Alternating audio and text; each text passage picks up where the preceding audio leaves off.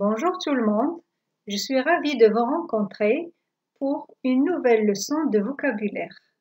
Son objectif serait de reconnaître les parties du corps d'un animal.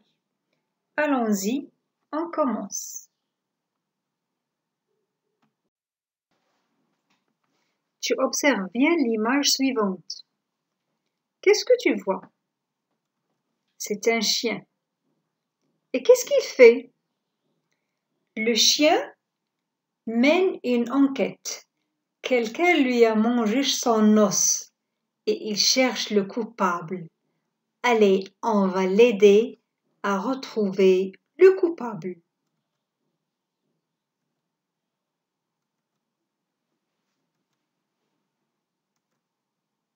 Alors, qu'est-ce que tu vois? Nous avons un chien,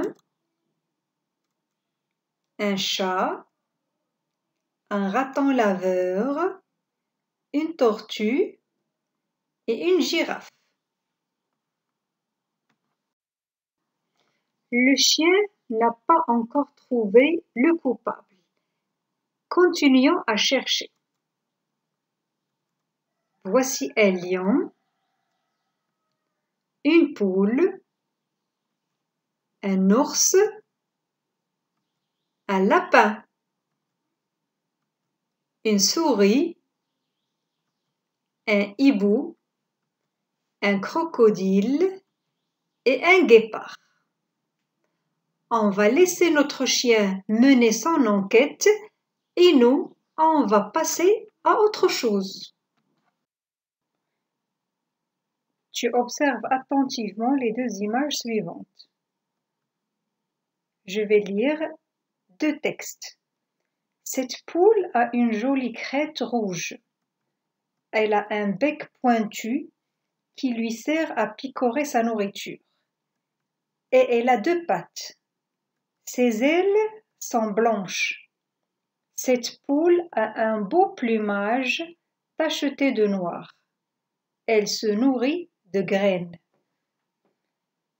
Ce lapin a de longues oreilles, un petit nez qui n'arrête pas de remuer. Il a un joli museau et des moustaches.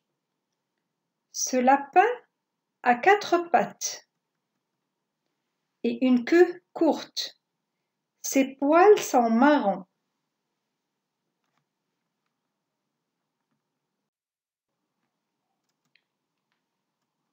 Alors, qu'est-ce qu'on fait dans les deux textes que je viens de lire? Bien sûr, on décrit. Et qu'est-ce qu'on décrit? On décrit des animaux. Commençons par le texte numéro 1. C'est un texte qui décrit une poule. Comment cette description a été faite?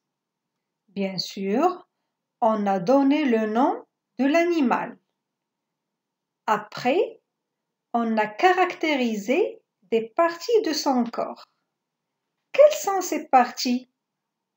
On a parlé de la crête qui est rouge, de son bec qui est pointu et qui sert à picorer, de ses pattes qui sont deux, de ses ailes qui sont blanches et de son plumage qui est beau et blanc tacheté de noir. On a aussi donné une information sur son régime alimentaire, c'est-à-dire de quoi elle se nourrit. Bien sûr, elle se nourrit de graines. Passons maintenant au lapin. On a nommé l'animal, on a parlé de quelques parties de son corps aussi et on les a caractérisées avec des adjectifs et avec des relatifs aussi. Quelles sont ces parties? On a parlé des oreilles qui sont longues, du nez qui n'arrête pas de remuer, de son museau qui est joli, de sa moustache, de ses pattes à nombre de 4, de sa queue qui est courte et de ses poils qui sont de couleur marron.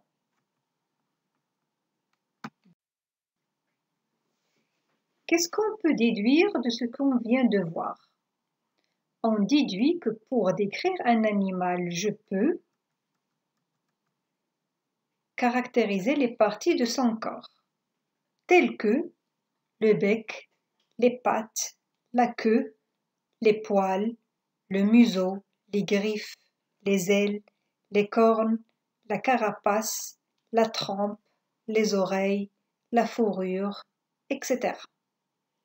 Bien sûr, ces parties seront caractérisées à l'aide d'adjectifs qualificatifs, d'adjectifs de couleur ou d'autres moyens de caractérisation que nous avons déjà vus dans les textes de description. J'espère que la leçon a été claire. Dans l'attente de vous revoir prochainement, je vous souhaite un bon visionnage.